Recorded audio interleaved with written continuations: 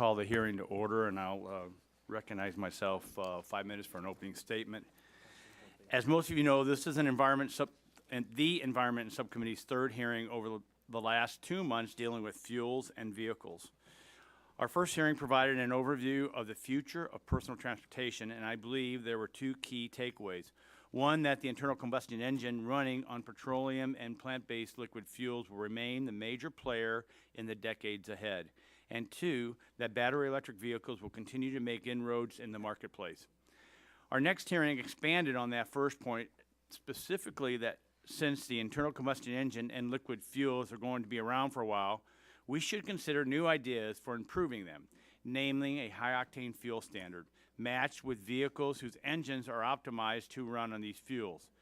Ideally, a range of higher octane fuel blends could lead to as much, if not more, ethanol use than under the RFS, while giving vehicles significantly improved performance and fuel economy.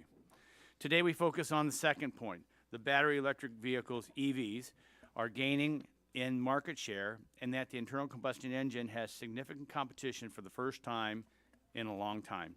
This hearing will delve into the question of what these changes mean for everyone involved in fuels and vehicles, and most importantly, what they mean for consumers. I thank our diverse panel for being here today and providing a variety of perspectives. I should add that we are focusing on EVs and not on other alternative vehicles, like natural gas vehicles or fuel cells, for example, mainly because projections from the Energy Information Administration see EVs as the fastest growing alternative. Of course, only time will tell which vehicle types will catch on. When we think of larger EV fleets, one of the first questions that comes to mind is where all the extra electricity is going to come from to power them. After all, EVs are not going to be a good deal for consumers if the electricity is expensive. I'm certain we will hear from several witnesses on this point, but I would like to add that I believe coal-fired generation will have an important role in providing affordable electricity and making an EV future work. Fueling infrastructure is also an issue. We currently have 150,000 liquid fuel retailers along our nation's roads and highways, and you can fill up in about 5 minutes. It's hard for EVs to compete with that level of convenience, so charging infrastructure and charging times are still a challenge.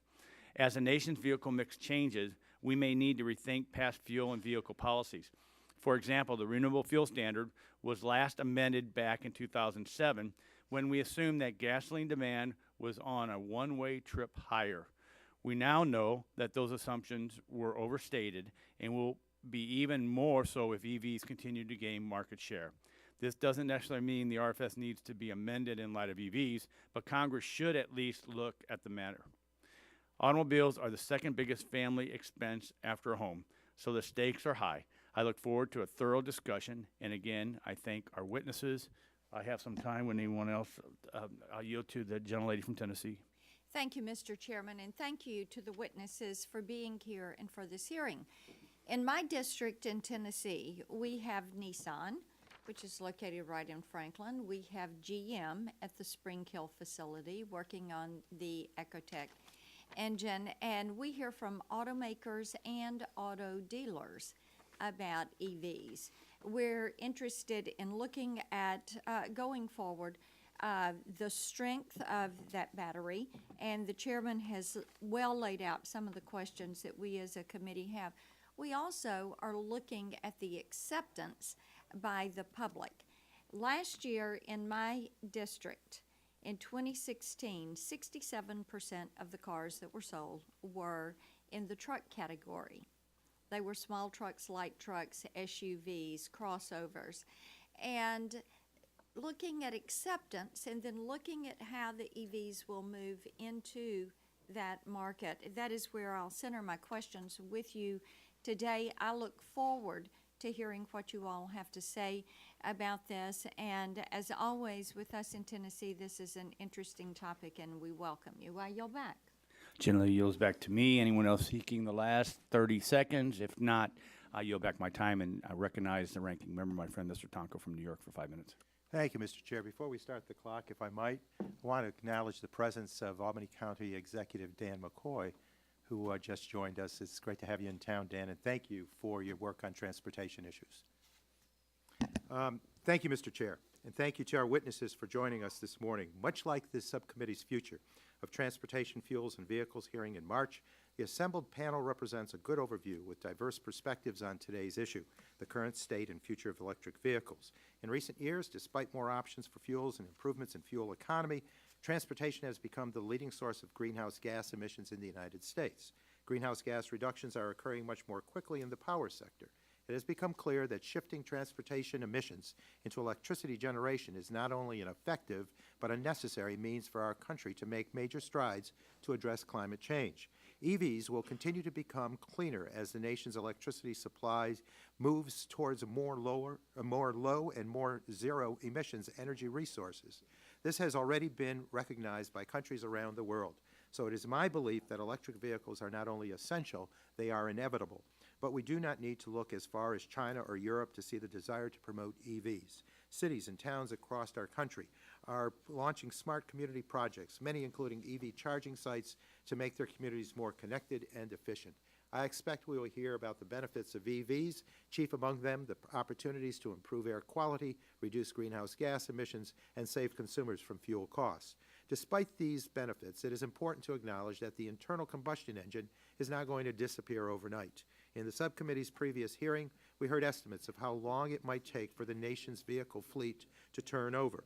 Even with a growing adoption rate of EVs, conventional vehicles will remain a staple of our vehicle fleet for decades to come.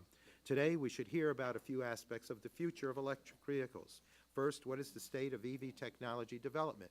In part due to investments by the Department of Energy, in recent years, batteries' costs have declined and their effectiveness have improved dramatically. According to DOE's 2016 Revolution Now report, the cost of EV batteries produced at high volume decreased by 73% between 2009 and 2016. Automakers are now offering many more vehicle options with ever-increasing ranges at a variety of price points. Continued federal investments in R&D could unlock the next big breakthrough in fast-charging battery capabilities or vehicle-to-grid smart technologies. Second, what barriers still exist to broader EV adoption? These may include increasing consumer education and acceptance, deploying new charging infrastructure, and addressing regulatory hurdles. Regulatory action often lags behind technology. This has been true of charging infrastructure, which has outstanding questions about where to build it, who can own it, and how to ensure broad public access at affordable rates. Some of these questions will be determined by state governments and PUCs, such as the development of off-peak charging rate structures, but clearly there are things Congress can do to incentivize EV purchases and infrastructure build-out. Finally, where are we heading? The trends are positive for greater EV adoption. I want to highlight a portion of Ms. McKernan's testimony, and I apologize for spoiling it, but what AAA has identified is worth mentioning more than once. Between 2017 and 18, there were pretty significant shifts in an increasing number of Americans that want to buy electric for their next vehicle, and a decreasing number of Americans concerned about access to charging locations, which is still the biggest concern for buyers. It is clear that even in a short amount of time, consumer acceptance is growing and range anxiety is beginning to decline. My guess, based on the trends, is that concerns over range, charge time, and price will continue to decline, especially as more infrastructure is built to support the growing EV fleet. Perhaps the most important trend, which is outside of Congress's control, is that many other countries have already set ambitious EV goals. Some are even proposing to ban internal combustion engines entirely in the decades ahead. EVs will be heavily utilized around the world, which is why I believe this transition is inevitable. It is my hope that our federal R&D investment continue to support the research, design, and manufacture of EVs here in the U.S. in the face of increasing global competition and market opportunities. Mr. Chair, I believe that cleaning up our transportation sector is important regardless of our vehicle and fuel mixes. That means improving fuel economy, developing new low-emissions liquid fuels such as advanced cellulosic, biofuels, and deploying a much greater number of electric vehicles. If we continue to identify and address barriers, I'm certain EV adoption will increase substantially. So I look forward to hearing more about the current state of EVs, as well as what federal, state, and local policymakers can do to continue to incentivize adoption to ensure that the trend of greater EV deployment continues. And with that, I thank you, Mr. Chair, and I yield back. Gentleman yields back his time, and the chair thanks, gentlemen. The chair now recognizes the ranking. Oops.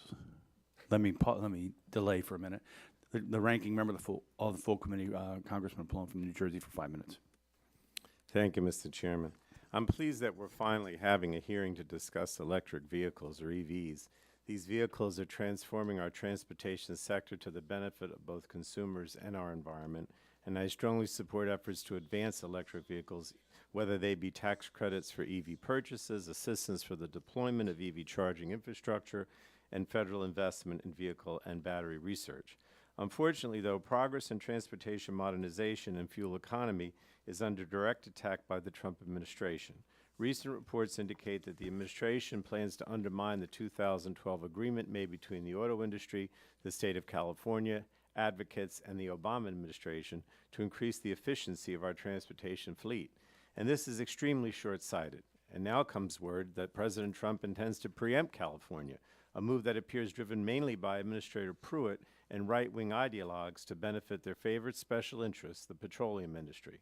At the same time, the administration is indiscriminately giving companies of all sizes waivers of the renewable fuel standard, undermining that program as well. So the administration's efforts to gut enhanced fuel economy standards couldn't come at a worse time. Emissions in the transportation sector are continuing to grow. They now exceed those of the electricity sector. In 2017, the cost of weather-related disasters hit a record $306 billion, and just last month we hit another grim milestone. Scientists recorded concentrations of heat-trapping carbon pollution in the atmosphere above 410 parts per million for an entire month. The last time carbon dioxide concentrations were at that level was 3 million years ago, when seas were 66 feet higher and human beings did not exist. So we can't continue down this road. To avoid further catastrophic climate impacts, we must use every tool available to reduce greenhouse gases. EVs are one of our most critical tools to do this. In the face of a drastically changing climate, we can't afford to move backwards on vehicle electrification. I believe the future for electric vehicles is promising, and their lower operating and maintenance costs offer significant benefits to American consumers. As technologies improve and costs continue to decline, consumers will continue to demand cars that save money and help preserve a livable planet for future generations. EVs have been sharing the road for some time now with conventional vehicles. As with any transformative technology, there are still barriers to widespread EV adoption. Some of those are technological. Other barriers are created by short-sighted entities who have a financial stake in the status quo and little stomach to push forward the electric platform that most auto company CEOs admit is critical for the future of their industry. And the growth of the EV market, even in the face of scant advertising and limited availability, is a testament to American innovation and consumers' desire for these vehicles. Continued investment in EVs and charging infrastructure can only yield positive benefits for our environment, the transportation industry, and the American people. So we need smarter energy infrastructure and cleaner vehicles. Many cities across the country are taking the lead, and it's time that we do that at the federal level to support these efforts. I would like to yield the remainder of my time to Congresswoman Dingell. Thank you, Ranking Member Pallone. We've all been paying attention to the discussion about fuel economy standards, and it's clear that electric vehicles are an important part of getting there. The fact of the matter is, auto companies are building EVs, but we need to figure out how we're going to encourage more consumers to buy them, and that's a challenge we all have to tackle together. We need to use this hearing to understand the barriers to EV adoption and deployment, how we combat range anxiety, and we build out an infrastructure that we need to support electric vehicles. This closely relates to fuel economy standards, and I will talk about this more in my questioning, but want to close with a final comment. We must maintain one national program for fuel economy standards that keeps California at the table. We need stringent standards that improve over time, but that also reflect current marketplace realities like the low cost of gas and low rate of EV adoption. We are entering a critical phase. We can either come together on a negotiated solution that continues upward progress and sets standards through 2030, or we can have a costly legal battle where nobody will win, and we cede American leadership in this area to overseas. I hope that this administration, California, and other stakeholders will roll up their sleeves and get to work on a negotiated deal on fuel economy. Failure is simply not an option. It hurts too many people. I yield back the balance of my time. And the gentleman yields back his time. The chair wants to thank you all for joining us today. It is a diverse and a very interesting panel. So we'll start. First of all, and remember, your full statements have been submitted for the record. You'll have 5 minutes to kind of summarize that, and then we'll go into a question and answer period. So we'll begin with Megan McKernan, Manager, Automotive Engineering, Automobile Club of Southern California, on behalf of AAA. Welcome. You're recognized for 5 minutes.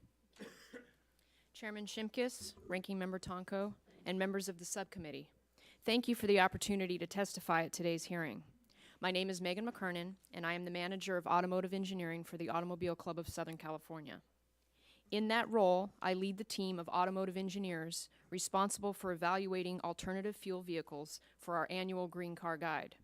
I am also a race car driver, so I'm one of those lucky people that gets to apply my passion for cars with my job. With over 100 years of experience, AAA is a trusted, independent authority in the automotive industry. AAA experts serve on SAE committees responsible for setting automotive standards and participate in the Auto ISAC working group responsible for vehicle cybersecurity guidelines. Most importantly, AAA serves 58 million members and is a leading traffic safety advocate. In the time I have today, I'd like to focus on a few key points from the more detailed testimony submitted for the record. AAA has invested significant resources into understanding and evaluating vehicle ownership trends, fuels, automated vehicle technologies, and electric vehicles, and surveying consumer trends. One of the key investments we have made in this area is the Automobile Club of Southern California's Automotive Research Center, ARC, located in Los Angeles, a premier vehicle emission test laboratory featuring state-of-the-art facilities and equipment operated by a team of highly qualified engineers and technicians. The pace of battery EVs and plug-in hybrid vehicles being introduced into the national fleet is likely to accelerate, especially as technology trends ramp up due to changing consumer preferences, lower ownership costs, and the adoption of connected and autonomous vehicles. In fact, according to a new AAA survey, 20%, or 50 million Americans, are likely to go electric for their next vehicle purchase, a jump of 5 percentage points from just a year ago.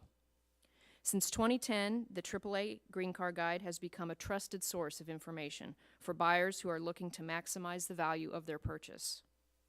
A team of ARC engineers with more than 75 years of combined automotive experience conduct the evaluations of a variety of new alternative vehicles, including hybrid or plug-in hybrid, battery electric, compressed natural gas, hydrogen, other alternative fuel vehicles, or have category-leading fuel economy set by the U.S. EPA for the annual AAA Green Car Guide. All vehicles are evaluated in 13 different categories in real-world and test track evaluations, using testing procedures developed by SAE standards and custom procedures employed by the ARC to provide useful information to members and consumers. Vehicles are rated on the criteria that matter most to car buyers, including ride quality, safety, and performance. In 2018, we evaluated 74 vehicles and, based on our findings, awarded AAA's top green vehicle awards in several categories. The complete guide has also been submitted for the official record and is available online for consumers. To better understand what the public thinks about EVs, AAA also conducted a consumer attitude survey on EV purchasing trends. So what did we find? 2 in 10 Americans say they are likely to buy an electric vehicle the next time they are in the market for a new or used vehicle, an increase from 15% over 2017 survey results. We also learned concern for the environment is the top reason consumers are likely to purchase an EV, followed closely by lower long-term ownership costs, access to the newest technologies, and then access to carpool lanes. And range anxiety, previously a serious concern for consumers, is beginning to ease. More charging options is reducing consumer anxiety and making EVs an attractive vehicle purchase and viable transportation option for a variety of trips, including longer journeys that may require fueling options as convenient as filling up at the local gas station. With more consumers looking to purchase an EV, the AAA Green Car Guide is a valuable resource for consumers who are looking for the right electric vehicle or alternative fuel vehicle for their next purchase. Over the coming years, automakers will make EVs a higher priority in their research and development efforts, and the next generation of EVs will feature the most advanced technology our nation's roads have ever seen. Whether it is EV or autonomous vehicle, the importance of well-maintained roads and bridges cannot be ignored. Infrastructure improvements and system upgrades will need to incorporate electric vehicle charging, intelligent transportation, and connected vehicle technologies to ensure networks are built and maintained to support all levels of connectivity that will benefit users and improve safety. In closing, AAA is committed to doing its part to provide accurate information to help consumers on all things automotive. Through our continued vehicle research and consumer surveys to our work and traffic safety, we will look for opportunities to make the nation's roads, vehicles, and drivers safer. Thank you. Thank you. Now I'd like to recognize Mr. Mitch Bainwall, President and CEO of the Alliance of Automobile Manufacturers. Sir, you're recognized for 5 minutes. Thank you, Chairman Shimkus and Ranking Member Tonko, members of the committee. I'm Mitch Bainwall. I run the Auto Alliance, which is comprised of 12 manufacturers headquartered in the U.S., in Europe, and in Japan. And we're responsible for about 80% of the vehicles on the road today in this country. Next slide. Rather than read testimony, I'm going to run through a short PowerPoint deck, and hopefully it'll be a little lively and at least some good images here for you. The first slide shows world vehicle sales 1996, 2006, and 2016 by region. And what you see is one, phenomenal growth in sales. So mobility is alive and well, and we're probably 2017 closer to 100 million units. And you think about the next decade, 8 billion cars will be put on the roads of the world. What you also see is that the U.S. is a very mature market. We're relatively stable in terms of sales, and you see China ramping up. And so China is clearly the world leader in terms of unit sales. The question for us really ultimately is who will be the world leader when it comes to innovation, and we want that to happen here. Next slide. We're talking today about powertrain. I think when you reflect on the broader question of mobility, there are 4 different trends going on. One is powertrain, another is connectivity, another is the trend toward autonomy, which this committee has addressed, thankfully. And the last is sharing. And these are all independent trends, but they are interactive. And when you have a conversation about powertrain, I think you have to look in the context of the broader question. Next slide. Around the world, and this was, I think, suggested in Mr. Tonko's statement, we're seeing policy made to either phase out liquid fuel, ban liquid fuel, or set EV targets. And so this is happening in a very, very dramatic way. We're global companies, and we're having to respond to that global reality when it comes to policy. That is also happening in the U.S., more so in California and what are called the ZEV states, states that follow the California model. But we're seeing policy-induced electrification, and the question really is how you align what's happening in the marketplace with what's happening with policy. Next slide. What you see here very quickly is a timeline of announcements by the companies responding to the global interest in electrification. Next slide. You see the green bars show from 2011 through 2017 the number of models available to the public when they go into showrooms to buy a car, and it's gone up by about 980% from 2011 to 2017. So we're offering many more models, but consumers literally are not buying it just yet. EVs represent about 1.2% of the marketplace. If you add in hybrids, you're getting closer to about 3%. The next slide tells you why this is in part happening, and one reason is the success of the conventional engine. From 25 to 2017, the conventional engine is up 30% in terms of fuel economy. And so that does make the question in terms of the economic calculus more complicated one for the consumer. Next slide.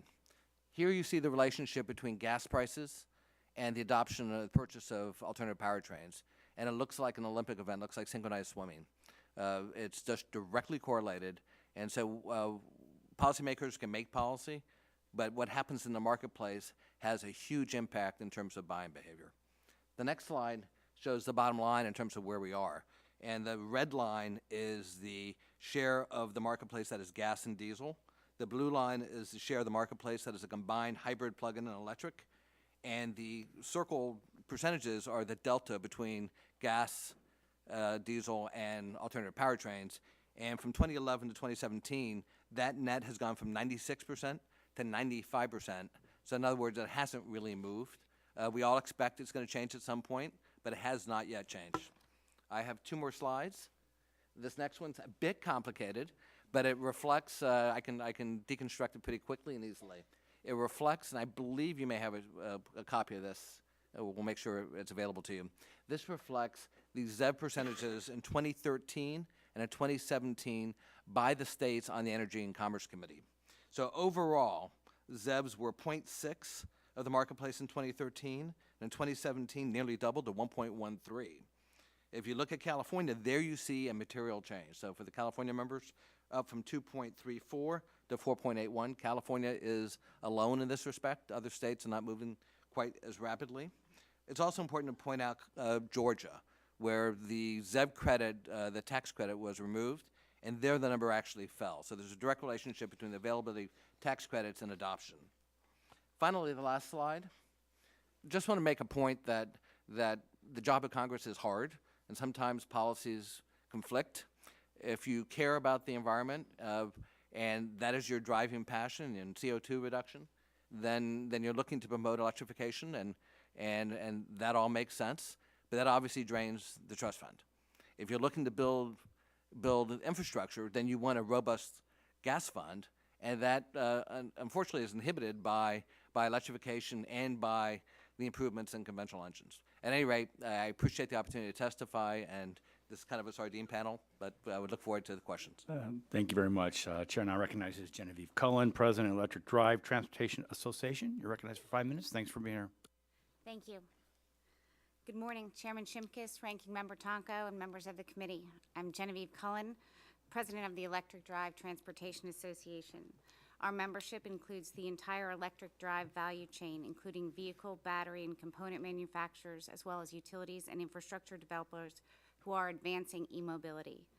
Using electricity to power hybrid, plug-in hybrid, battery, and fuel cell electric vehicles enhances our energy security with fuel diversity and ensures our competitiveness in the global race for new technology, while reducing transportation costs and emissions. A brief look at the numbers, the same numbers that Mitch uses, but from a slightly different lens, shows a growing market for electric drive.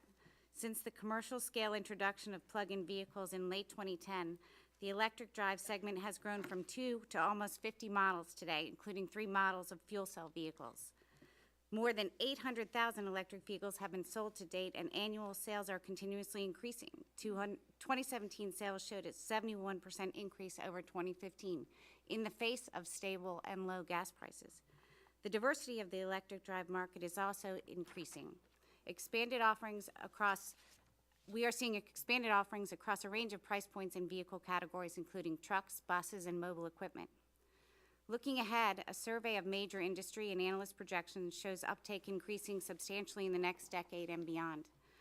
For instance, the Boston Consulting Group predicts that EVs could be more than 20% of U.S. new car registrations by 2030.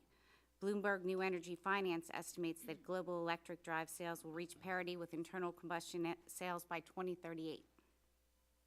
While the numbers and timelines have some variability, the direction of the market is clear. Electrification will shape the future of mobility.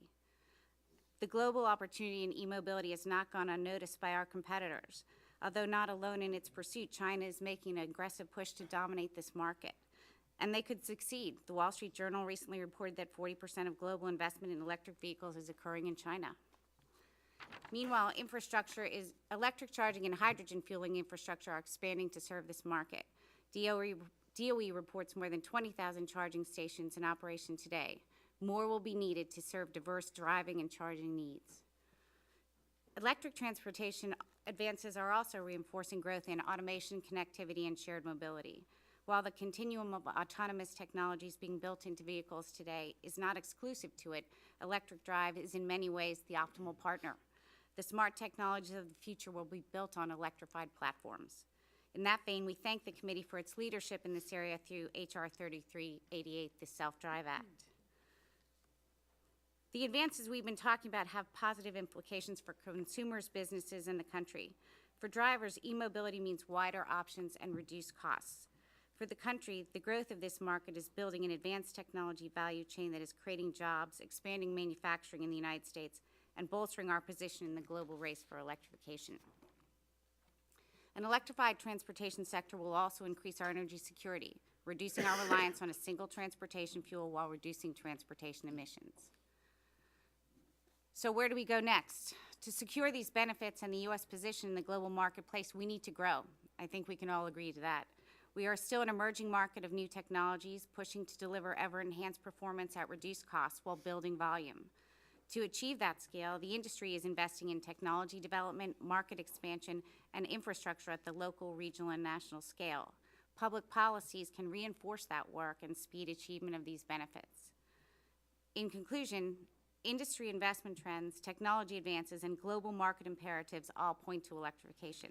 Accelerating that movement is a critical opportunity for continued United States leadership in a market that we built. Neglecting that opportunity is a choice to follow rather than lead in the world market for electric transportation. Again, I thank you for the opportunity to be here today, and I look forward to your questions. Thank you very much. Chair now recognizes Bob Dineen, President and CEO of the Renewable Fuels Association. Welcome. You're recognized for 5 minutes. Good morning, Chairman Shimkus, Ranking Member Tonko, and members of the subcommittee. I greatly appreciate the opportunity to be with you again to present the views of the American fuel ethanol industry.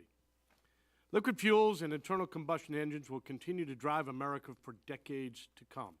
And despite what you might hear, these are not fully mature technologies. Plenty of room remains for the improved performance of both.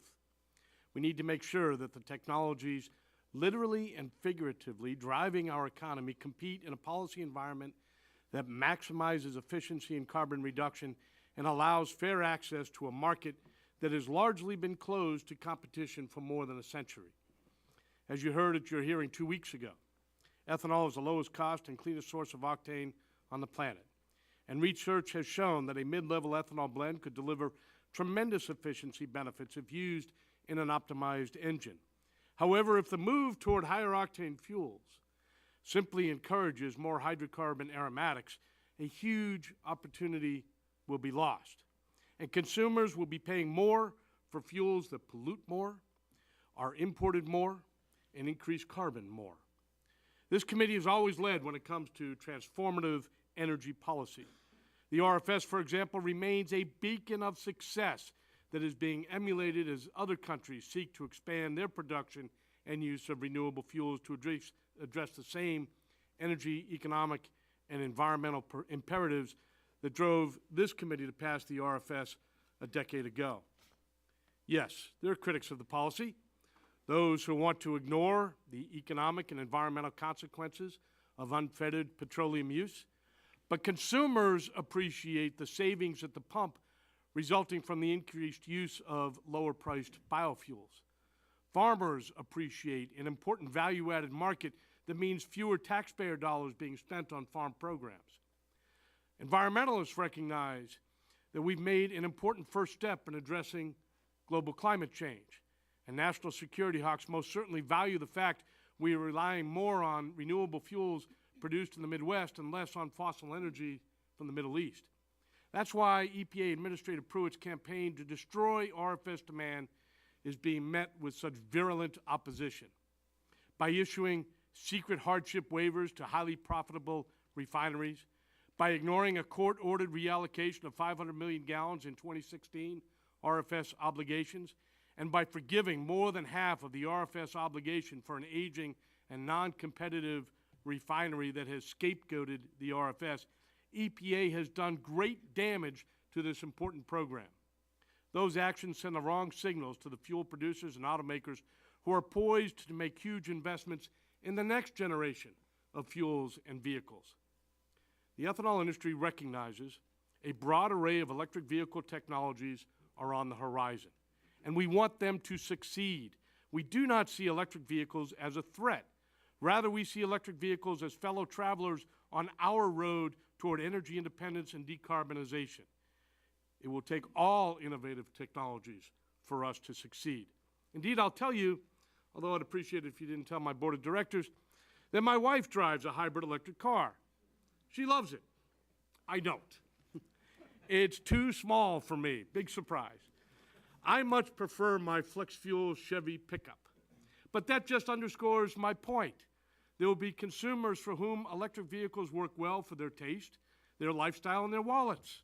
and there will be consumers who will continue to prefer liquid transportation fuels. Public policy needs to make room for both and ought not put the heavy finger of government on the scale in favor of any one technology. Today, for example, EVs are effectively treated as zero-emission vehicles because the upstream source of the electricity is not considered. That's not only inaccurate, it provides EVs with an incentive relative to other decarbonization technologies. Compliance values for all technologies should be based on full direct well-to-wheels life cycle emissions that would allow for an apples-to-apples treatment of their greenhouse gas emissions. We believe ethanol and EVs can play a complementary role in the long term. In 2016, Nissan unveiled the prototype of a vehicle powered by solid oxide fuel cells that uses ethanol as the fuel. Last month, Toyota revealed its first prototype of a hybrid electric vehicle powered by a flexible fuel internal combustion engine that can run on any blend of ethanol and gasoline. Ford has also experimented with ethanol flex fuel hybrid EV technology. A global policy shift is taking place, driving transportation toward low-carbon technologies. Renewable fuels have a key role to play in the development of this new mobility. We believe a combination of technologies with ethanol could be the answer, so long as there is a level playing field. Together, we can work to increase efficiencies and reduce costs for consumers. It's not one or the other. Thank you. I look forward to our questions. Thank you. Chair now recognizes Geisha Williams, President and CEO of Pacific Gas and Electric Company, on behalf of the Edison Electric Institute. You're recognized for 5 minutes. Welcome. Thank you. Thank you, Chairman Shimkus. Thank you, Ranking Member Tonko, for the opportunity to speak before your committee this morning. It is on. Yes, I'll make it up a little bit closer. All right. I'm Geisha Williams, CEO and President of PG&E Corporation, the parent company of Pacific Gas and Electric. Pacific Gas and Electric is the largest combined electric and natural gas energy company in California. PG&E is here today as a member of the Edison Electric Institute. Together, EEI's member companies provide power to 220 million Americans across all 50 states. We're also active and committed partners in the drive to grow America's electric transportation sector. As such, we applaud your focus on the policy implications of a transportation future in which electric vehicles will represent a growing share of the vehicles on our roads. Let me say clearly, we see electric transportation as a vital opportunity. It's an opportunity to make more efficient and economic use of our nation's incredible energy grid infrastructure and to help keep costs reasonable and affordable to all Americans. But it's also an opportunity for the U.S. to cement itself as a leader in transportation innovation. It's an opportunity to spur new investment and create jobs. And it's an opportunity to make our environment more sustainable through improved air quality and through lower greenhouse gas emissions. Electric transportation technology and infrastructure are going to be one of the keys to making our cities smarter and more livable. In our home state, in California, for example, the transportation sector contributes 40% of the greenhouse gas emissions, 80% of NOx emissions, and 90% of diesel particulate matter pollution. Because of the progress we're seeing in clean energy, specifically in California, electrifying the transportation sector offers a chance to dramatically reduce each of these numbers. Consider, in 2016, the electric industry's CO2 emissions were nearly 25% below the 2005 levels. And for the first time in over 40 years, they were lower than emissions from the transportation sector. EEI member companies, including PG&E, are already helping to turn these opportunities into a reality in an efficient and cost-effective way that benefits everyone. Let me briefly touch on a few examples. One is access to public charging infrastructure. A study by EEI and the Institute for Electric Innovation projects that by 2025, there will be 7 million electric vehicles on the road in the United States, and they'll require nearly 5 million charging stations. More than a dozen EEI companies are stepping up and helping with this challenge, with plans to invest $350 million in customer programs and projects.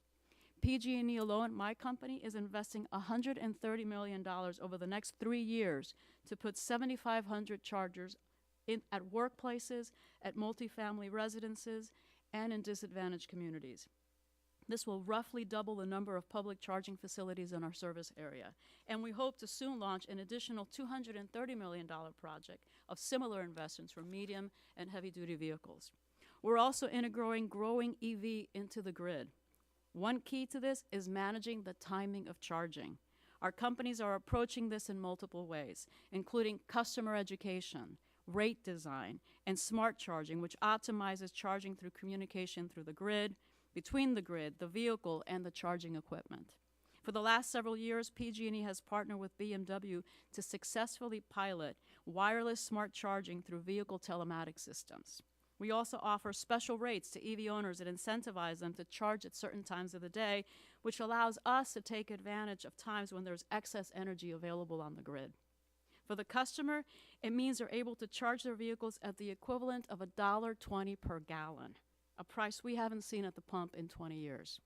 The last area I'll touch on is the industry's work to accelerate EV adoption by fleet operators, including our own companies.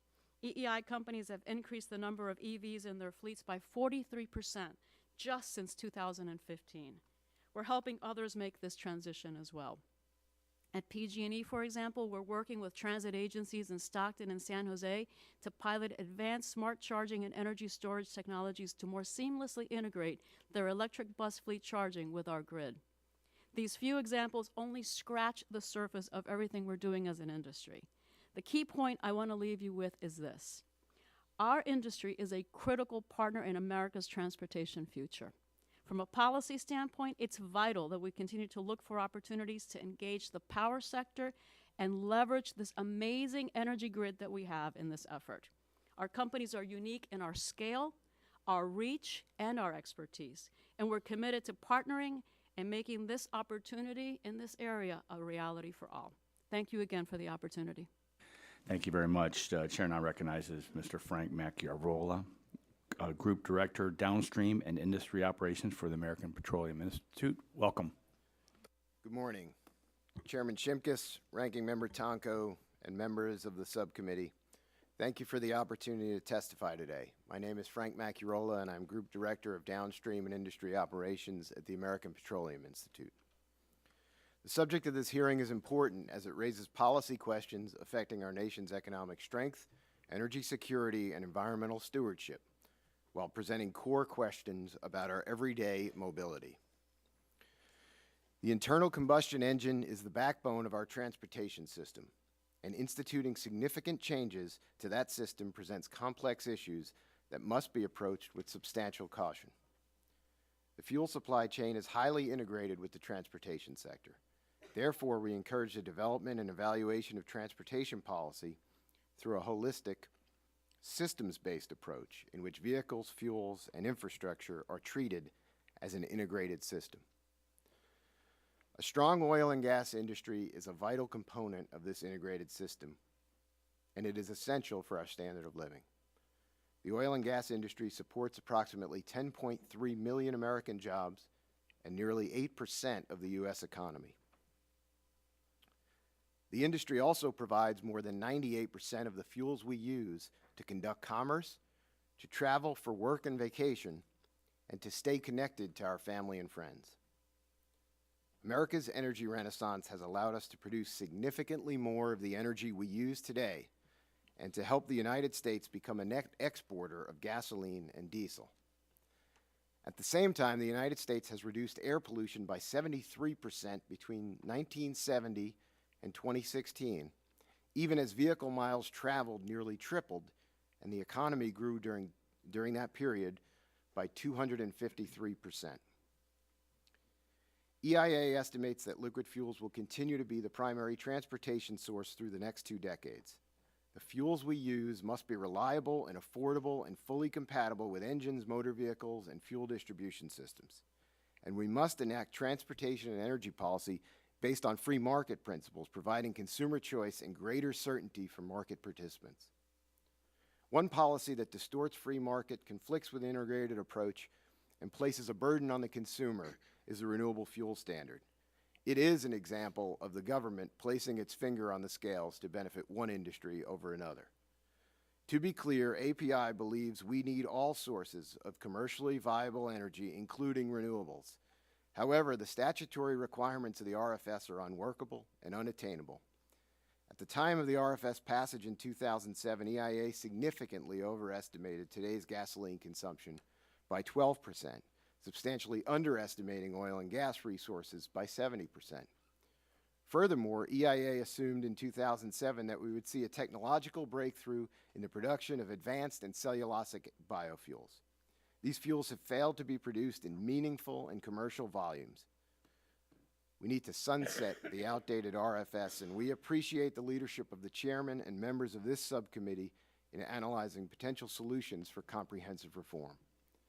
As we look at fuels policies, including those addressing electric vehicles, the RFS should stand as a cautionary tale to policymakers.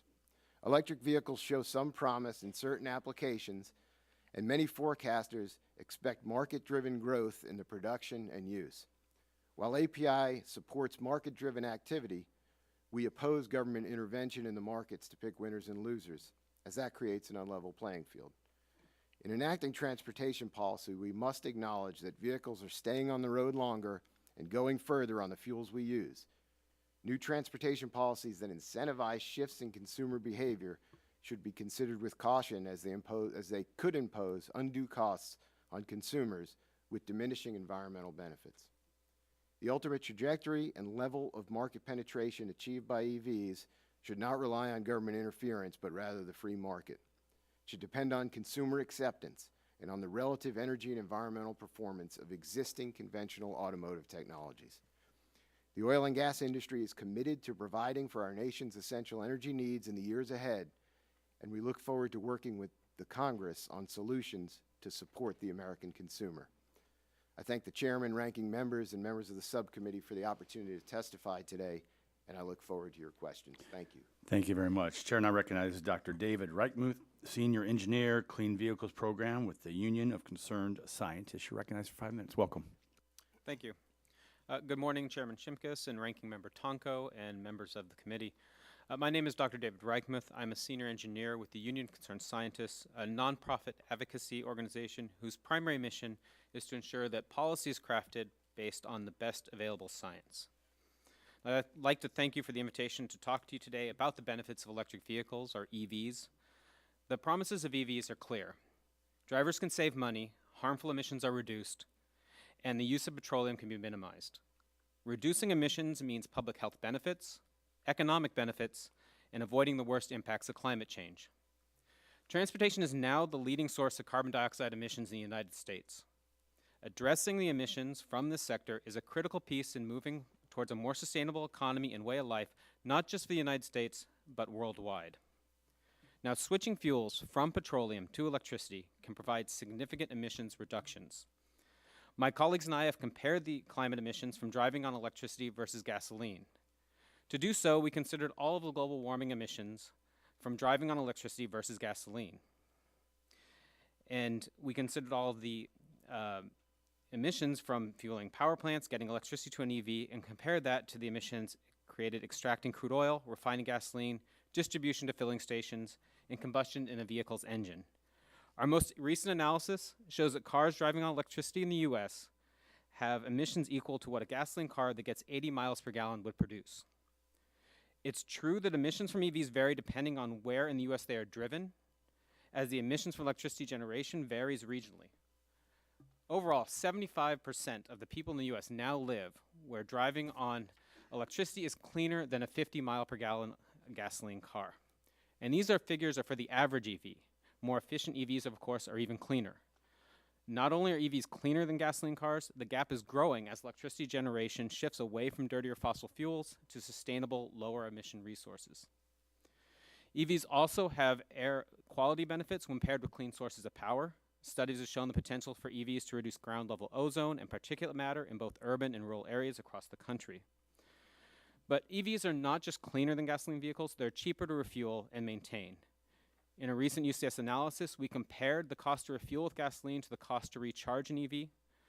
Looking at the electricity providers in the 50 biggest US cities, recharging an EV is cheaper than refueling the average new gasoline vehicle in every city. The average saving is almost $800 per year on fuel costs.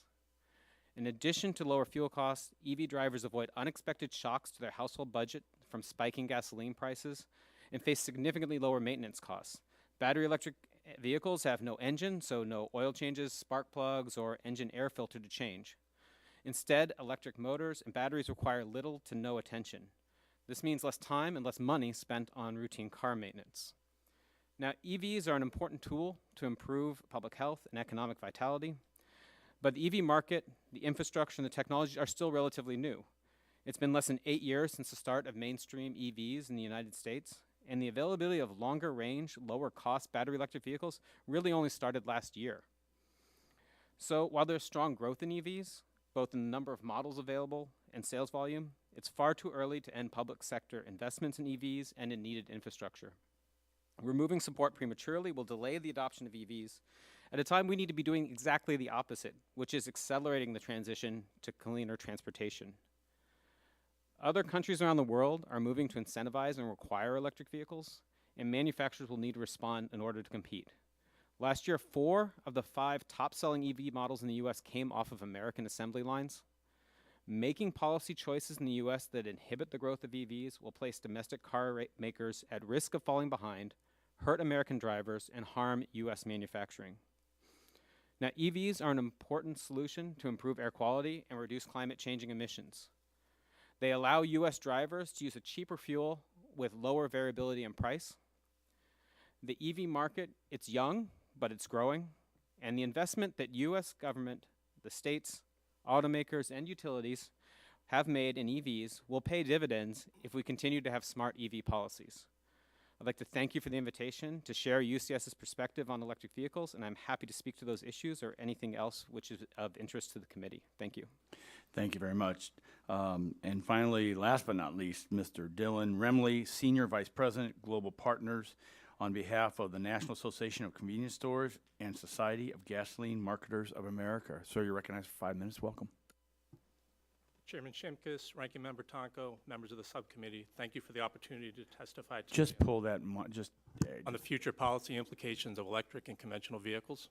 My name is Dylan Remley. I'm Senior Vice President of Terminal Operations for Global Partners. Global has one of the largest terminal networks in the Northeast, and we're also one of the largest independent owners, suppliers, and operators of gasoline stations in the Northeast, with approximately 1,450 locations, 260 of which we directly operate. I'm testifying today on behalf of the National Association of Convenience Stores and the Society of Independent Gasoline Marketers of America.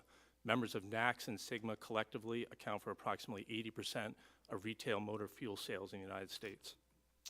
Fuel retailers are consumer-facing entities that must adapt to changing consumer demands. And to do so, we must change the products and services we offer to the general public. We have chosen our retail locations with care. We constantly strive to provide the best possible refueling services to consumers. For example, Global itself has recently partnered with Electrify America to install EV charging stations in some of our stores. And we're also exploring a number of other options with EV providers to meet the ever-changing needs of our customer base. However, as more electric vehicles continue to share the road with conventional vehicles in the years ahead, we urge policymakers to consider several factors, including the environmental and energy independence implications of this shift, the impact on marketplace competition, and then the impact on the nation's infrastructure. Lawmakers must examine the well-to-wheels cost and impact of EVs, from power plant energy distribution to battery disposal. How will batteries be ultimately recycled and then disposed if it cannot be recycled? Moving forward now and figuring out not only this issue, but a host of others at a later date does not work. It is also important for lawmakers to consider energy security and independence questions. Our nation has made significant strides to achieve energy independence and security. We should question the implications of a transition to electricity-powered vehicles that will come at a significant cost in the form of new infrastructure and will rely on the importation of certain raw materials from countries that may not be considered politically or economically stable. However, today, what we would most like to emphasize is that policymakers must consider the current skewed incentives that exist for EVs that may lead to an anti-competitive refueling marketplace. Many states effectively grant utility companies a monopoly over the provision of electricity in a particular marketplace, and utility companies are guaranteed a rate of return from their ratepayers. Recently, utility companies have sought approval to enter the EV recharging business and treat their capital investments in that business as part of the utility rate base that all of their customers must pay. The private sector will have significant difficulty competing with zero market entry costs. It is inappropriate for utility companies and states to be regressively funding electric recharging infrastructure on the backs of ratepayers, the vast majority of whom do not even drive EVs. I want to be very clear, fuel retailers do not have a problem with a public utility entering the electric fuel recharging business, provided it's competing for that business on equal footing with the private sector. But public utility companies should not be able to invest in electric or alternative fuel recharging infrastructure by using ratepayer funds, which the private sector simply cannot compete with. Infrastructure concerns, including updating the power grid and the cost of maintaining the nation's roads and bridges, must also be evaluated. Unlike conventional vehicles, which support infrastructure investments because their owners pay the gas tax, current EV owners use the country's roads essentially for free. Lawmakers should ensure that EV recharging and infrastructure investment is done through the private sector on a level playing field so that tax and other incentives are not provided to certain stakeholders and to the omission of others. Finally, given the prime location of retail fueling stores, the highly competitive nature of our industry, and the wealth of experience in refueling, we believe that the fuel retailing industry is well positioned to meet consumer needs as EVs continue to enter the marketplace. We encourage Congress and the states to work with industry and other stakeholders to find ways to deploy electric charging infrastructure via the existing privately developed motor fuel marketplace. Thank you for the opportunity to testify, and I'm happy to answer any questions. Thank you very much. What a great panel. I appreciate all your time. It shows you the challenges that we have in front of us. So with that, I'll recognize myself 5 minutes to start the round of questioning. And this is really for anyone. You all have been following what we've been doing. Our last hearing on April 13th talked about the opportunity of high-octane fuels and vehicles optimized to use them. Do you see that as a benefit to meeting CAFE and environmental emission issues if we moved to a high-octane standard? And this is open to any of the panelists who may want to answer that question. Bob, first. Sure, absolutely, Congressman. As I mentioned in my testimony, we believe that high-octane fuels with optimized engines represent a tremendous opportunity to generate efficiency gains and carbon reductions. It is the way of the future and can be one of those future technologies that is providing consumer choice and savings at the pump. Mitch? We would agree that octane offers an opportunity for fuel efficiency gains, and we're agnostic about the source of the octane, but ethanol is a low-cost option. Well, Mr. Benwell, before I go to then, since you represent, so in our debate, we've talked to in essence our big three, but obviously you represent a broader spectrum of manufacturers who haven't been in discussions with us yet. Do you think they would eventually see this as an opportunity for meeting the CAFE and some of the environmental issues? So I think everybody does agree that most folks agree that there's a value to octane, and its conversation, I think, is taking place and will accelerate. Just last week, a number of our members met with Bob and others from the ethanol community. So I think it's timely, ripe, and we're happy to engage. Great. Mr. Macchiola. Sure, Mr. Chairman, we believe the idea of a 95 RON technology-neutral national performance standard is an intriguing one. Certainly, it has to be would have to be coupled in a conversation about broader RFS reform that we believe must include a sunset of the program. But again, we also think on the question of 95 RON, there are outstanding questions, questions about timing, the phase-in period in which it would be phased in, questions about potential costs at retail, potential mislabeling issues, all questions that need to be analyzed and assessed. But again, we appreciate your efforts on comprehensive RFS reform. Let me go to Mr. Emily. Chairman, if I can just comment briefly, I think we would agree with a lot of the comments that the rest of the witnesses had. It's a promising opportunity. I think the concern just raised by Mr. Macchiarola would also be echoed at the retail level, which is labeling. There's still questions from OEMs with regards to higher ethanol blends, but the concept of the 95 RON and higher octane is certainly a promising development. Great, thanks. I want to move to my next question. So I want to go to the AAA. Ms. McKernan, the price of EVs are still high, and the long charging station times makes it difficult to take long trips. I'm from rural Illinois, and I represent 33 counties. Over the last week, I spent almost 6 hours on the road every day I was home. So can EVs ever work for lower income households, especially ones that can only afford a single car? Well, definitely range anxiety is beginning to ease, and the number of charging stations has increased in the United States, reached a level of 16,000 in 2017. You know, AAA's main concern is giving consumers a choice, and so we're not advocating one way or the other that people should drive EVs or not. We want to provide the most information that we can for consumers. So Let me cut you off. I'm getting short on time, but I wanted to ask, because you mentioned roads and bridges. So how do we help fund, this is not a Ways and Means Committee. In fact, my roommate, Mr. Brady, would be mad if I asked this question. But how do we then incorporate the electric vehicles into the funding of our road and bridges system? What is the secret sauce that allows us to help maintain those in a highway trust fund? I don't have that specific information. This particular study didn't cover anything like that, but I'd be happy to have AAA staff follow up with. Well, I think with that's going to be a response. bit, that's an important debate if you talk to the folks in the Transportation Committee and also the Ways and Means is, why haven't we done anything on roads and bridges? Is this highway trust fund fight. So this is going to be, whether it's now or the future, it's going to be part of the debate. Let me go back to Bob for my final question. Your testimony, you suggest that environmental benefits of EVs are overstated, while the environmental benefits of biofuels are not fully accounted for. How would you suggest fixing that?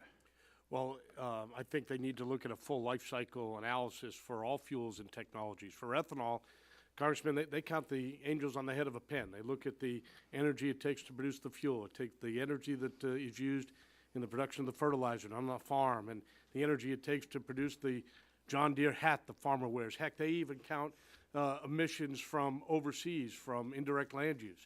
And for electricity, they only are looking at the carbon out the tailpipe, and the source of the electricity is not considered. And that just gives a disparate view. Thank you. My time's expired. I want to move to the Ranking Member Subcommittee, Mr. Tonko, for 5 minutes. Thank you, Mr. Chair. Ms. McKernan, earlier I mentioned some of the trends that AAA has identified on potentially changing consumer attitudes on EVs. Do you have any thoughts on whether there might be a growing consumer acceptance of EVs? Yes, there definitely is a growing consumer acceptance. The more consumers can learn about the technology, what the capabilities are, and seeing whether or not it can fit into their lifestyle, I think is what's helping to change their attitudes. Thank you. And Dr. Reichmuth and Ms. Cullen, some have suggested that low penetration of EVs is because consumers do not want them. Is that a fair assessment? If I may, that is not a fair assessment because, you know, the consumers in the marketplace for a new car are not seeing the same variety of models that they're seeing in gasoline vehicles. So there are cars that are not available in every state. The Fiat 500e is only available in 2 states, for example. There's no plug-in pickup truck yet, so if you're in the market for a pickup, there's also brands that don't offer an EV, so you can't get a Jeep or a Lexus plug-in yet. So when you just look at the penetration rate, the amount of sales, it doesn't reflect necessarily the consumer desire to buy an EV if they can't get that EV on their dealer's lots. Thank you, Ms. Cullen. I'd also point out that you're talking about penetration in an extremely large market. So while the percentage might be small in penetration, the growth of the market has been substantial. As I noted, we went from 2 vehicles on the market in late 2010 to almost 50 varieties at different price points today, and those offerings are only increasing. Every major auto manufacturer has announced plans to diversify their fleets, their price points, the sizes, to offer the additional segments and performance profiles that consumers are looking for.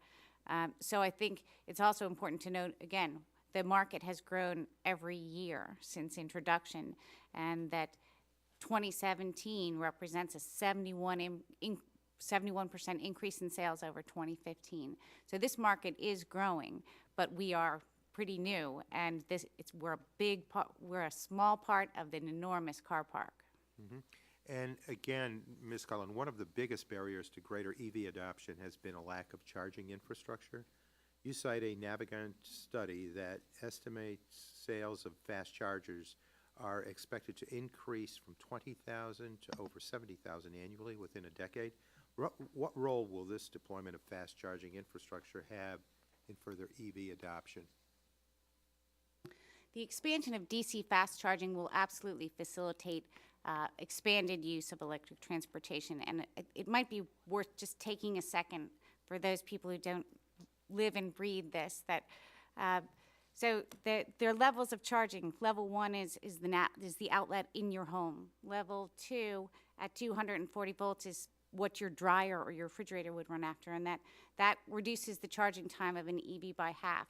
A DC fast charger reduces that charging time again to a point that enables essentially long distance traveling in a pure battery electric vehicle. I would also add that you can also build range confidence by building in extra battery capacity in the vehicle, and that's what's happening. We're seeing longer ranges in battery vehicles, and the fact that there are plug-in hybrids where you have the addition of an internal combustion engine that can service all your longer distance needs and perhaps do all of your daily commuting on electricity. Thank you. And Dr. Reichmuth, a majority of EV charging occurs at home. Unfortunately, this is not an option for everyone, especially in cities which may have high potential for EV adoption due to shorter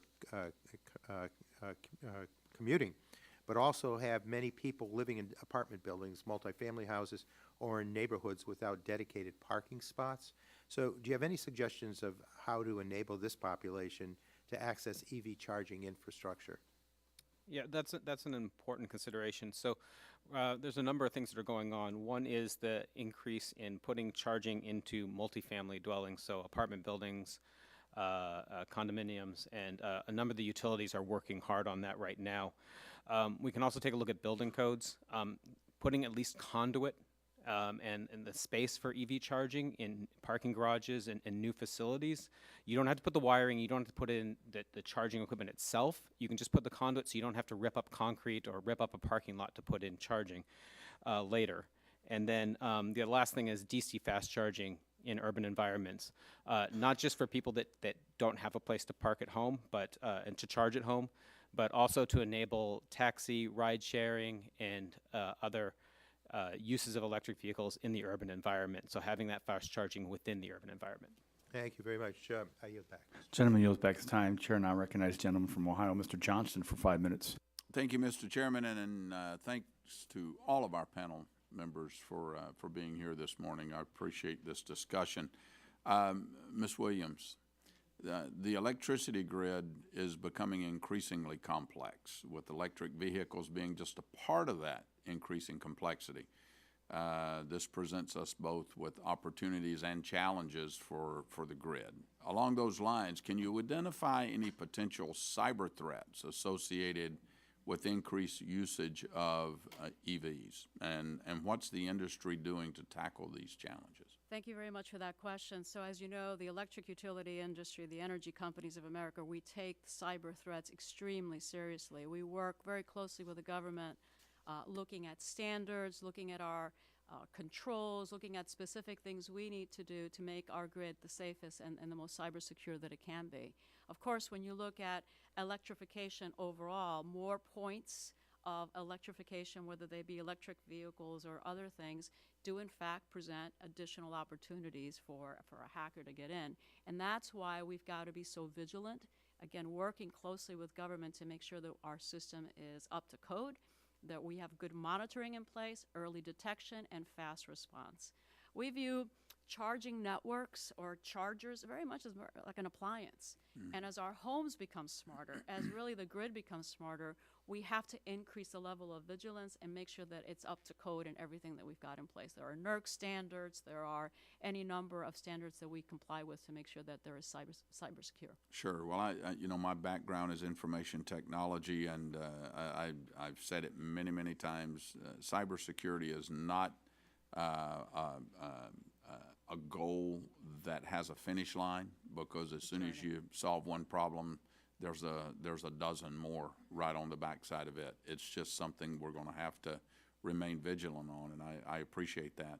Mr. Macchiarola, the oil and gas industry has undergone significant changes due to breakthroughs in technological advancements. Eastern and southeastern Ohio, for example, has benefited greatly from the Utica and the Marcellus shale gas plays.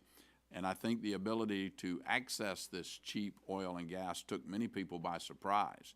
And I think this example plainly shows we can't always predict future technological breakthroughs, nor the impact that these breakthroughs will have on the different sectors of our economy, such as the automobile industry. So as Congress looks at current and future transportation policies, how can we ensure that we're not jeopardizing the private sector's ability to innovate and bring about new technological advancements?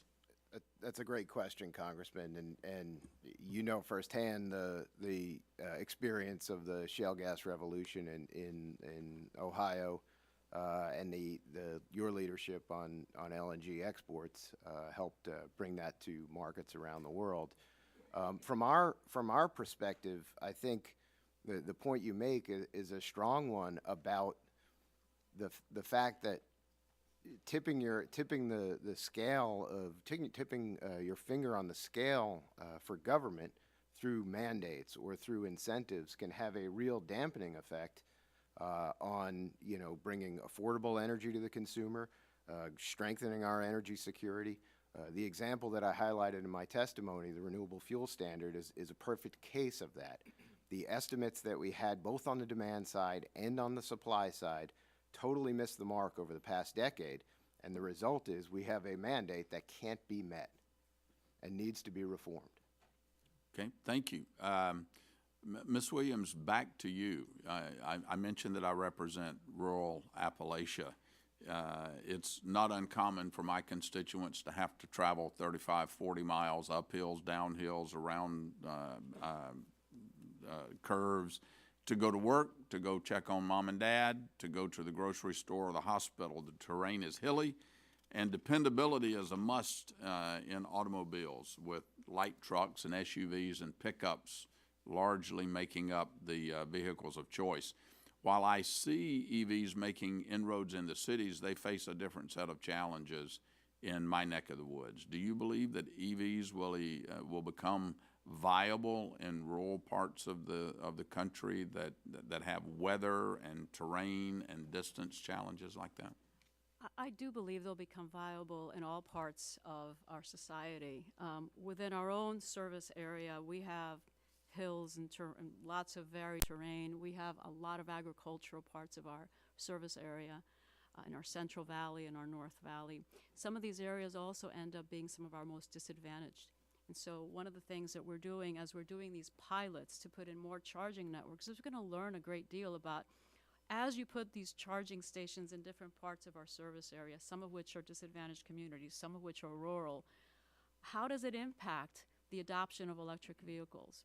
Does it make a difference? We think it will, but it's going to be an interesting pilot for us to learn from so that we can take those learnings and then deploy them. As we've heard from some of the other folks this morning that are testifying, battery life is increasing, and technology is really evolving.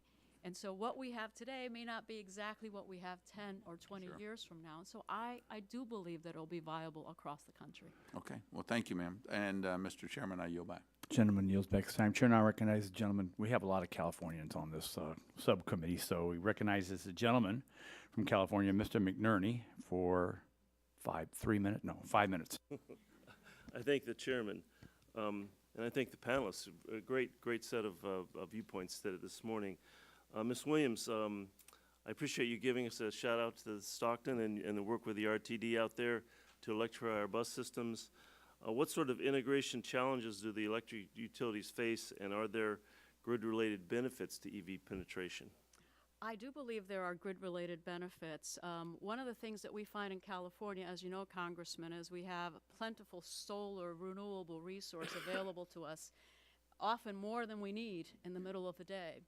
And I believe that electric vehicles provide us an opportunity through smart charging, through incentives, to really our customers to charge at the right time, to take advantage of that plentiful resource that's there, to really better utilize this incredible energy grid that we have.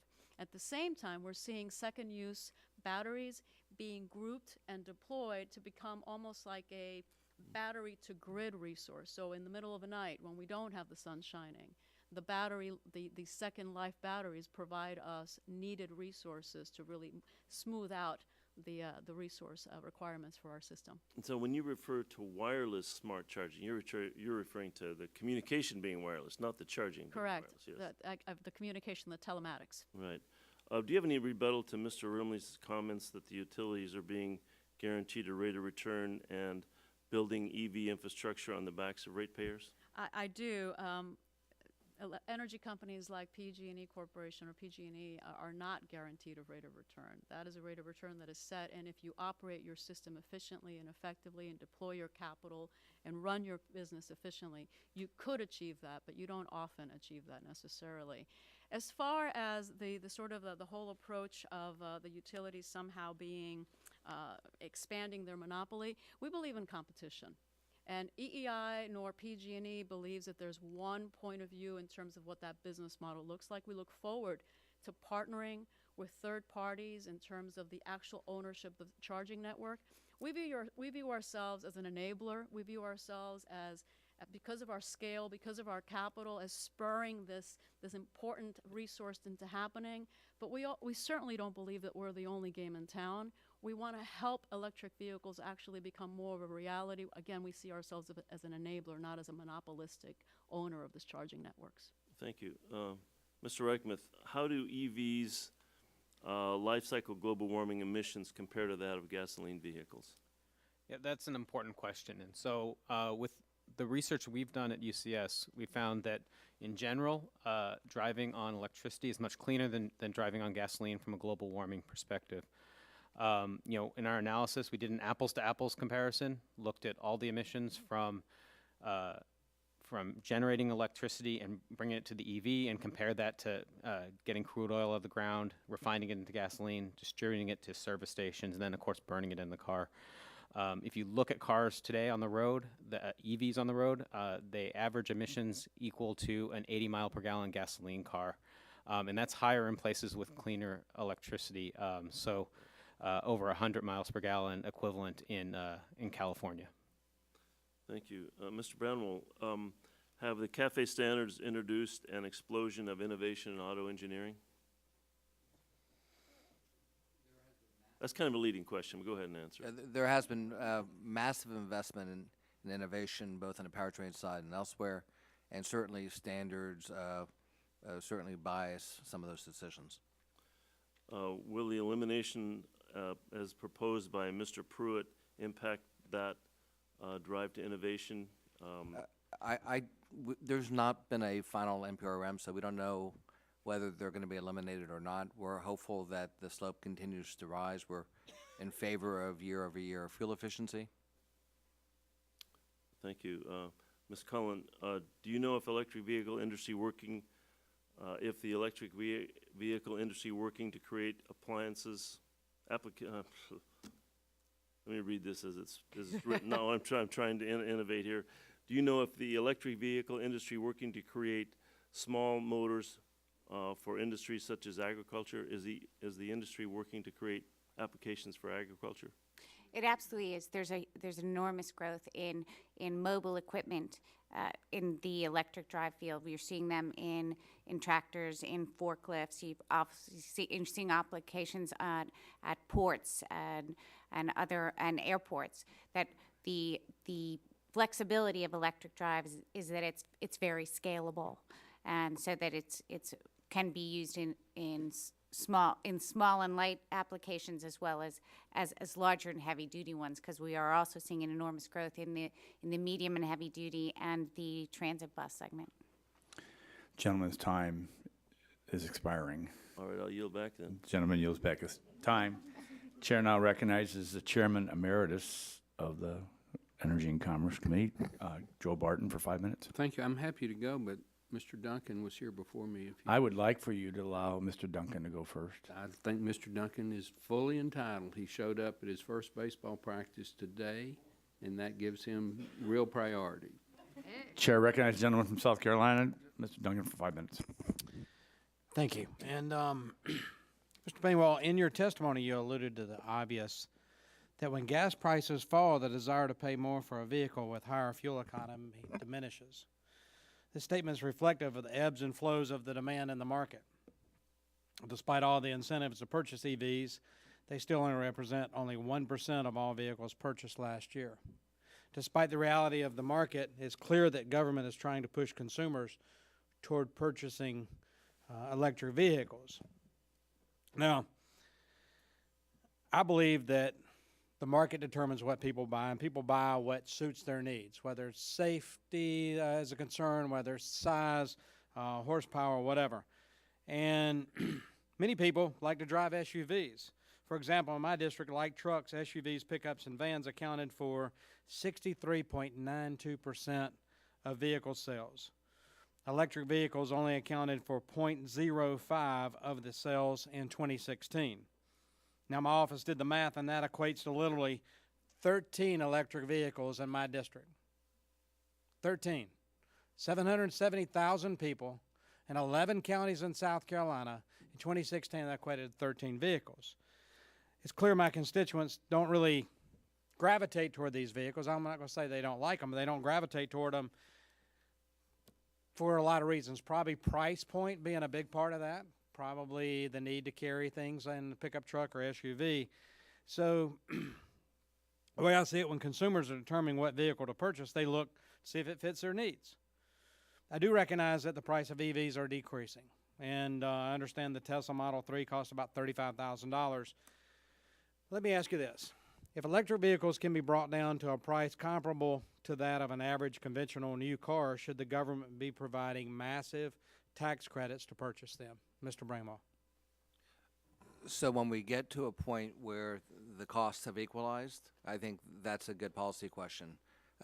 We face a reality today where globally and in this country we have requirements to meet both CAFE standards as well as the ZEV mandate in California and a bunch of other states that represent probably a third of the country.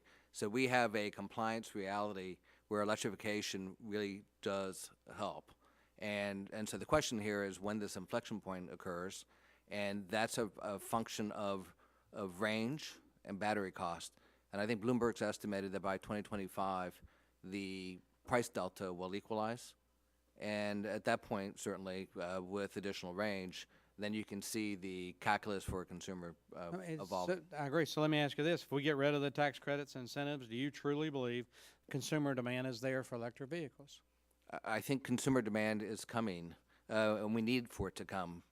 We do have a compliance reality that's just a matter of law. And so we've got to comply, and electrification is definitely a piece of that compliance. And as the battery costs come down and range improves, then that becomes a viable compliance approach. I actually like electric vehicles. I like the thought process of it.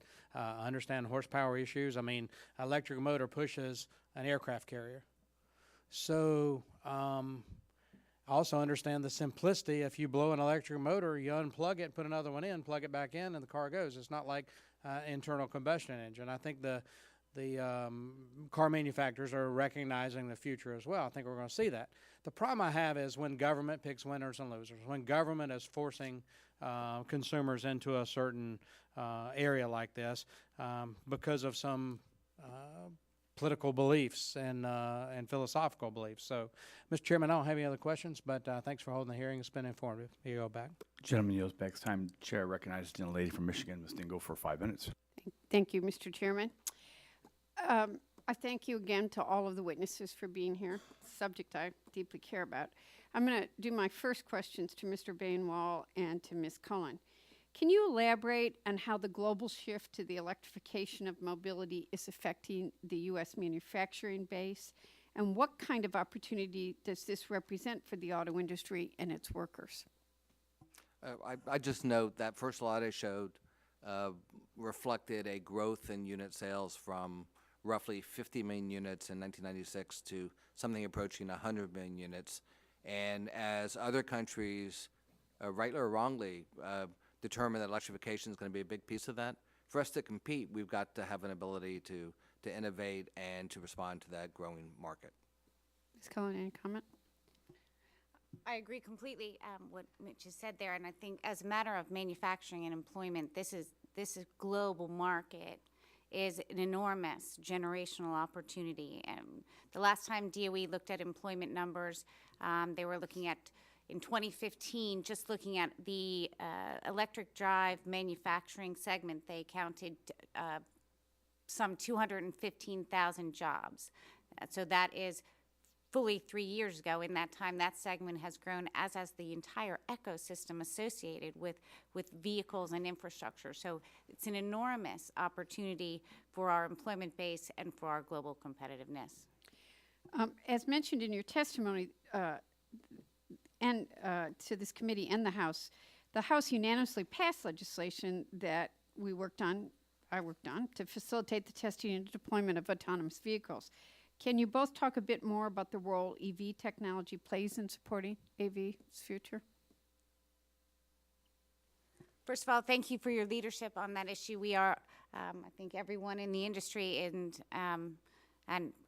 everyone who actually uses roads is interested in the future of automation and how that changes transportation. I think what everyone who's looking at automation sees is that electrification is an optimal partner because, as the Congressman pointed out, it's a simpler technology, so there are fewer pieces to electrify. It is also more suited to the connectivity that's essential for automated transportation. Again, and finally, I think because of its drive cycles, EVs are perfect partners for what's seen as the first market for automated vehicles, which is urban shared mobility, sort of your Lyft vehicle, and that those short drive cycles are perfect for an urban EV. Thank you. I'm going to be running out of time, and I have a lot of questions. So let me ask you, switch to another subject. I want to talk about the important role that Congress can play to incentivize EV adoption and deployment. The EV tax credit has played an important role in this, but should we be looking at tweaking it if necessary to make it even more effective? We know that today's electric vehicles cost more than the conventional gasoline-powered cars. Do you believe that the EV tax incentive has helped consumers afford an EV that they otherwise would not? Absolutely. The credit has been effective, and it is working as designed by Congress. It is making a new technology which has the standard price premiums associated with new technologies more affordable to consumers, which in turn is helping the industry build to scale. And that is the global opportunity we are trying to capture. So I hear from manufacturers that the tax credit has been critical to EV sales. Do you think that when some manufacturers hit the cap and they may need to reduce the price and potentially lose even more money, could this disincentivize EV protection? And could this cap potentially take us backwards? In your opinion, will auto companies reach production scale of 200,000 units, or do we need a larger, more robust EV market so that all manufacturers can take advantage of this scale? I think it's important that Congress take a look and update that credit to reflect where the scale of the market is now. I think it can. I think there is an important role for it to play going forward, and having as many diverse entrants into the industry is critical. We know that about 10 states currently offer EV incentives. Why isn't this doing enough? Why is it so important for the federal government to have a role here through the EV tax credit? And can you even answer why, when states who have these EV mandates said that they were going to put these vehicles into their fleets, they haven't? I cannot answer that question. I would leave that to the states. But the federal policy does speak to the importance of certainty, and that is what consumers want, what manufacturers want, what industry wants. Is they need some certainty to make their decisions and make their investments. I'm out of time. Gentlelady's time's expired. Chair now recognizes the gentleman from Texas, Mr. Barton, for 5 minutes. Well, thank you, Mr. Chairman. And since I allowed Mr. Duncan to go first since he showed up at baseball practice this morning. I should commend you. The audience doesn't know this, but in addition to being such a great subcommittee chairman, you're one of the all-time all-stars of the Republican baseball team, and just announced your retirement. Your son's graduating, I think, the day of the game or the next day. Mr. Shimkus is the only, I think this is true, the only current member of either team that's hit an over-the-fence home run at Blue Sox, Bowie Blue Sox. He was my MVP pitcher a number of years, pitched the year after he had a heart attack. And you will be missed. In fact, you were missed at the practice today, you not being there for the first time in 20 years. So in addition to being a great subcommittee chairman, you're just one of the best athletes to ever play in the baseball game. And we will miss you. Very kind of you. I was able to work on my nuclear waste bill, though, this morning, so. I don't know if that's a good trade-off, quite frankly. Anyway, we're not here. We're basically here to talk about electric vehicles. I've got just really two basic questions, and I don't know who to ask them to. There's so many people at the witness table. My first question is, what's the cost of a home electric vehicle charge station if there is such a thing in existence? Who can answer that? Mr. Rimley? The costs vary wildly. If you're talking about a level 1 charger, it can be a few hundred to a few $1,000s, and it ranges. I'm talking about at somebody's house. That's correct. It can be a few hundred to a few $1,000s, depending on the vehicle and a host of other factors. And a DC FC fast charger can be hundreds of thousands of dollars. Hundreds of thousands. Congressman, may I? You sure? Actually, a level 1 charger is the outlet in your house. You don't pay extra for that. You can just plug in your car. It will take longer to charge, but you can do that for free. A level 2 charger, to install it with any sort of smart technology so that you could set a timer, you could spend a few $100s to a couple $1,000s depending on how smart you want it to be. But they are available. They are. Okay, now what about a commercial charger at I call it a gasoline station, I guess you'd call them an electric station. What would a commercial charger that you could just drive up and instead of fill up your tank, charge your battery in some reasonable amount of time? Right, so at the next level, in commercial facilities, whether they are they're at coffee shops or at gas stations or any place where there's an electricity line, you can install a commercial charging spot. And most people would use either level 2, if it's a place where people are going to be sitting for a while, like an airport, where you're going to leave your car while you're on a trip. You could plug it in and charge it at a slower rate. If you are, say, at Starbucks and you just have 10 minutes, they would be interested in installing a DC fast charge, which is 480 volts, so that folks who went in to get a cup of coffee could get several or 10 or 12 miles of charge in 10 minutes. And that costs, depending on the conduit and how complicated it is to lay down the line, $50,000. Both in your home and commercially, there's equipment available today. Yes, in all price points and capacities. Okay. Congressman, if I may, just our personal experience, we're installing them at our convenience stores. A brand new convenience store having separate charges requires a separate, essentially, sub-mini station. And the entire what? It's a separate sub-mini station. Sub-mini station. Yep. It requires 500 additional square feet, and the total cost of bringing that in is several $100,000. All right. But let's not going to be a lot of several $100,000 stations installed. This next question is much trickier. We fund a big chunk of our new highway construction and maintenance through the Highway Trust Fund, which is funded by a cents per gallon federal highway gasoline tax, and in most states have the same thing. They tack on a state tax. Well, if you're an electric vehicle, you can't charge them per gallon. So as we get more electric vehicles, how do we set up a system where they pay into the Highway Trust Fund? Who wants to tackle that one? I'll have a go at it. Okay. You're the lady with the answer today. Well, first, pure battery electric vehicles don't use gasoline, but plug-in hybrid vehicles do, and they do pay a We'll gas focus tax. on all electric. So for that segment of the fleet, we absolutely want to be part of a comprehensive solution that funds the infrastructure, the conventional and the infrastructure of the future that we need, and that there are states looking at innovative ways to do that.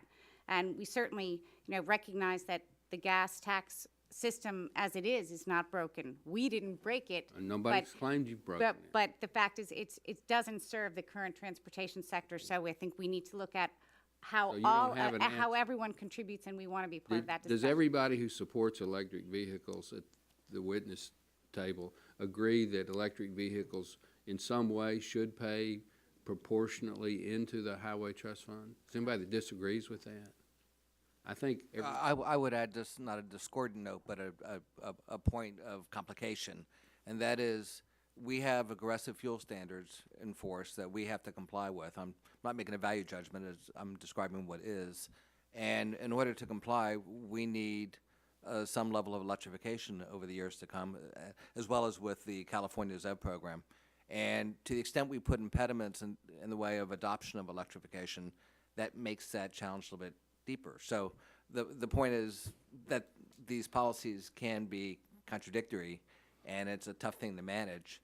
And our particular challenge is we need adoption of electrification in order to comply, and that's just the fact of life. And anything that makes that more challenging is a bit of a problem. The gentleman's time, he was so nice to me, so I gave him a little bit extra time. So gentleman's time expired. Chair now recognizes the gentlelady from California, Ms. Matsui, for 5 minutes.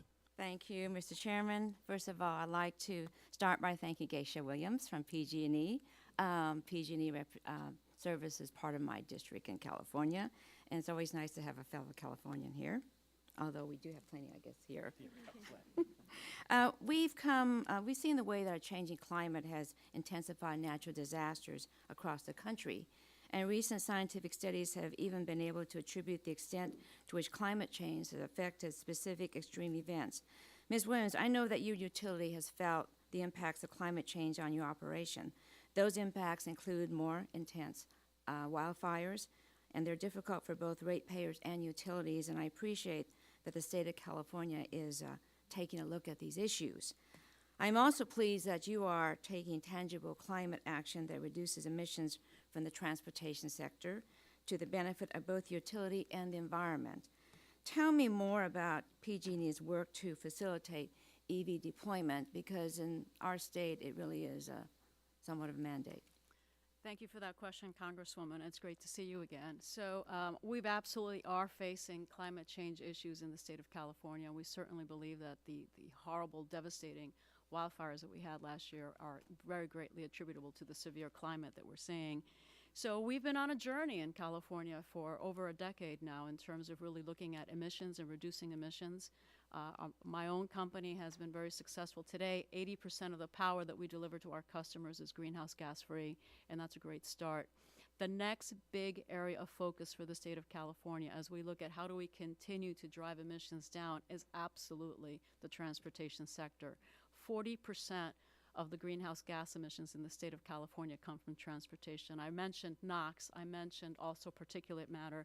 There are such significant air quality issues in the state of California. 8 of the worst climate, air quality sort of counties in the country are in California. Right. So we are all in on dealing with the air quality issues, the greenhouse gas issues, and we truly believe that transportation provides us an opportunity Could I ask, to go after it.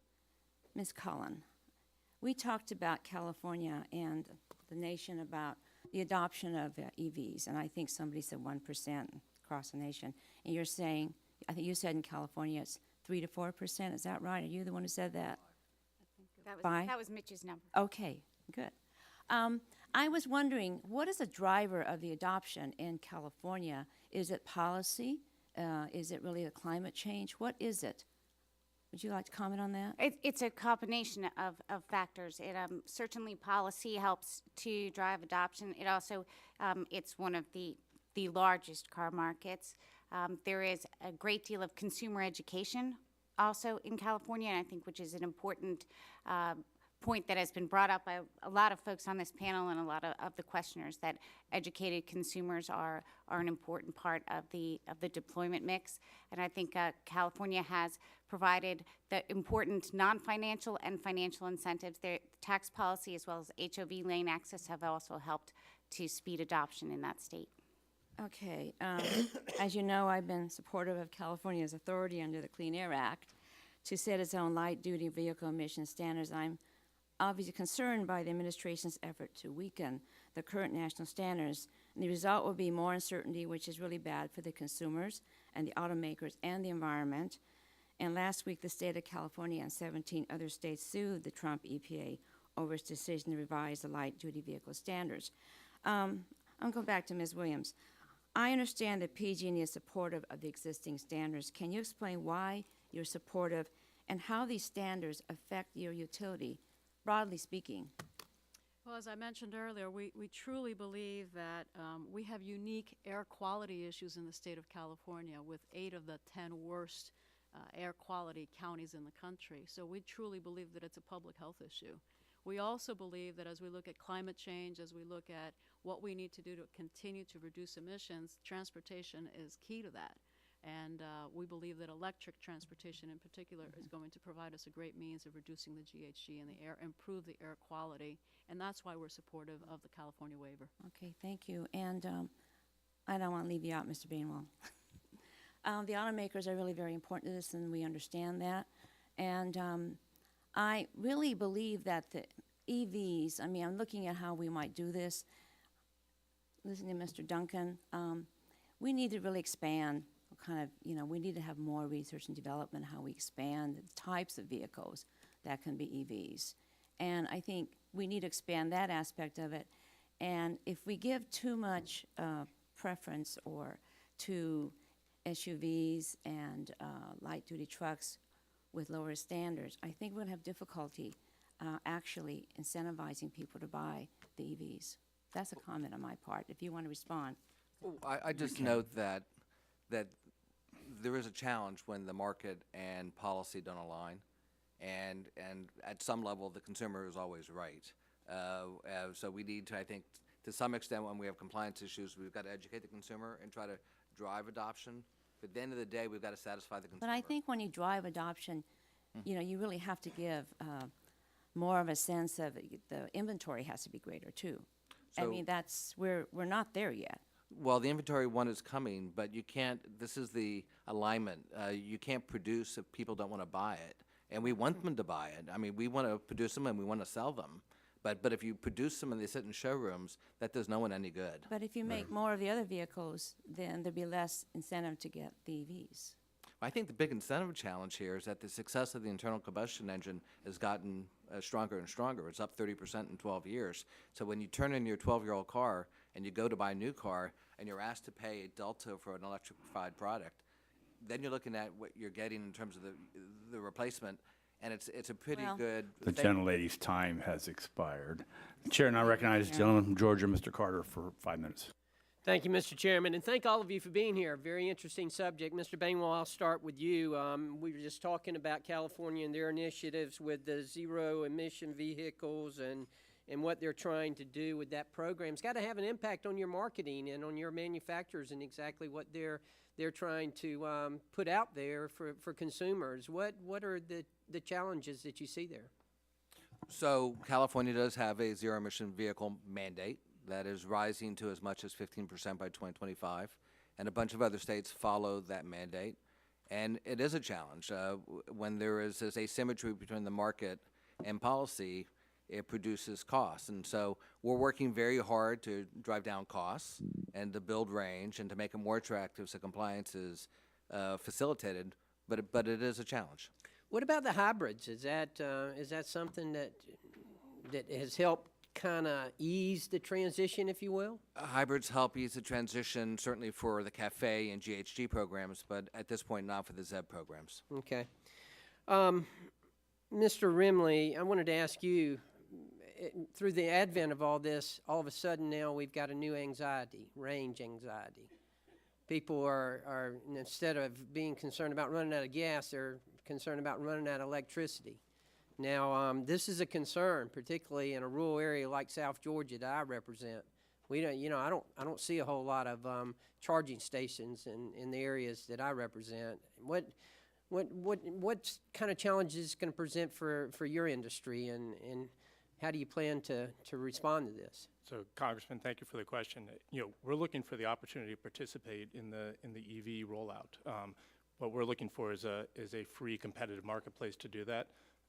As I said, my company, and I know plenty of others, are looking to install EV charging at the various different levels, whether it's level 1, level 2, or DCFC fast charging.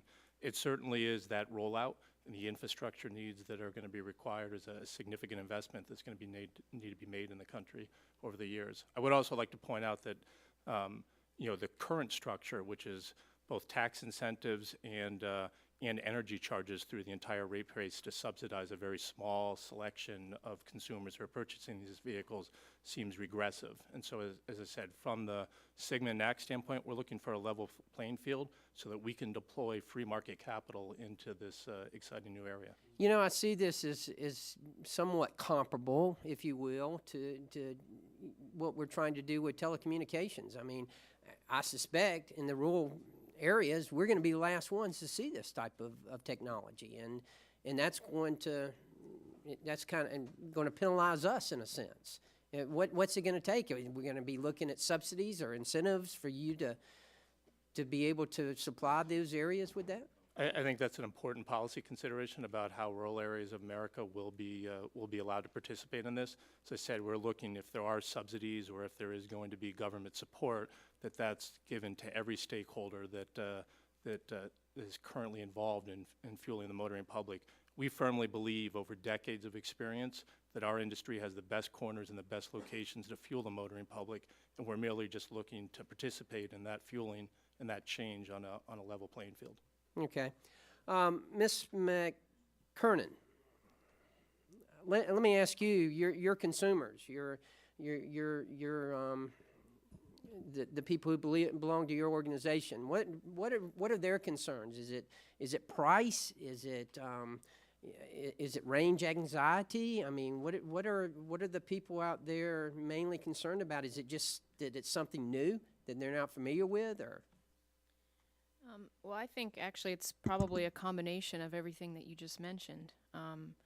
Range anxiety definitely plays a role, but for some people, EVs may fit into their lifestyle if they don't have as far to drive.